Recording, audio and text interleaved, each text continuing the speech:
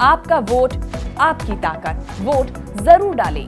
Election से जुड़ी हर खबर तक ऐप पर डाउनलोड कीजिए तक ऐप।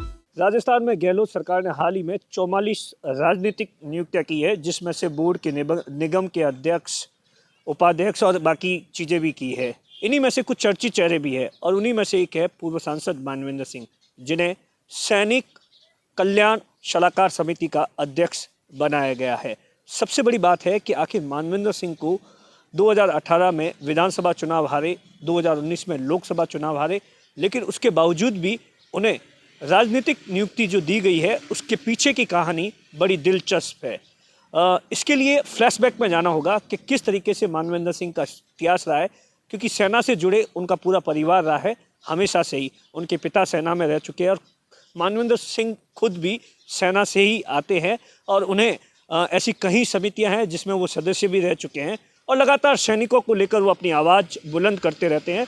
मानवेंद्र सिंह के बारे में ये भी कहा जाता है कि वह खाली समय में सेना से जुड़े तमाम मुद्दों पर अपने आर्टिकल्स लिखते हैं, जो कि नेशनल और इंटरनेशनल न्यूज़पेपर में भी छपते रहते हैं। लेकिन जिस तरीके से उन्हें इतनी बड़ी क्योंकि 2 साल 3 साल हो गए थे उसके बाद से ही लगातार, जब वो लोकसभा चुनाव हारे तो उसके बाद से ही तमाम तरह के कयास लगाए जा रहे थे।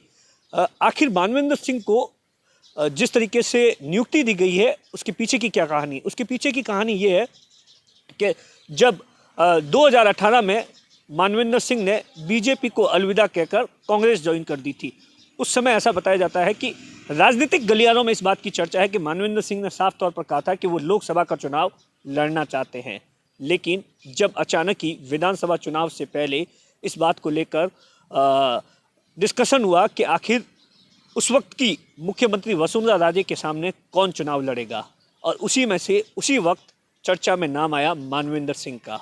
और मानवेंद्र सिंह से जब ये पूछा गया कि क्या वो झालरा पाटन सीट से विधानसभा का चुनाव लड़ सकते हैं वसुंधरा राजे के सामने, तो मानवेंद्र सिंह ने पहली बार में ही इस बात को लेकर हाँ भर दी। जबकि मानवेंद्र सिंह को वहाँ पर इतना मानवेंद्र सिंह का वजूद नहीं था, उसके बावजूद भी उन्होंने पहली बार में ही हाँ भर दी। और उस वक्त ऐसा बताया जाता है कि राजनीतिक गलियारों में चर्चा है कि मानवेंद्र सिंह से ये भी कहा गया था कि हम आपके मान सम्मान का ध्यान रखेंगे जैसे ही राजस्थान में गहलोत की सरकार बनती है।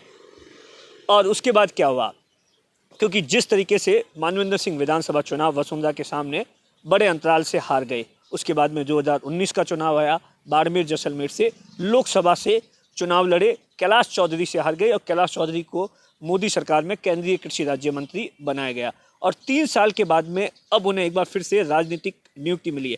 ऐसा बताया जाता है कि जब वसुंधरा राजे के सामने चुनाव लड़ने को हाँ भरी थी, उसी वक्त कांग्रेस के आला कमान ने मानवेंद्र सिंह को ये कह दिया था कि सरकार बनती है तो आपको एक अच्छी नियुक्ति दी जाएगी अगर आप चुनाव हार भी जाते हो।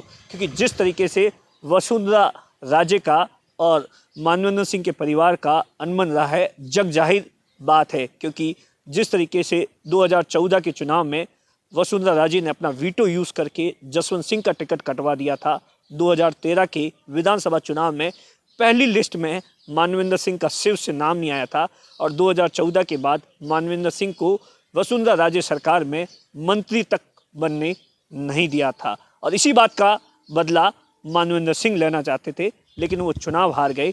लेकिन अब जिस तरीके से उन्हें राजनीतिक नियुक्ति मिली है, उसके बाद से ही लगातार वह और उनके समर्थक पूरी तरीके से सक्रिय हो गए हैं। आज पहली दफ़ा राजनीतिक नियुक्ति मिलने के बाद में उनका परिवार अपने गृह जिले में नागणेचा माता मंदिर के लिए दर्शन करने के लिए आ रहा है। दिनेश बोरा, बाड़मेर, राजस्थान तक।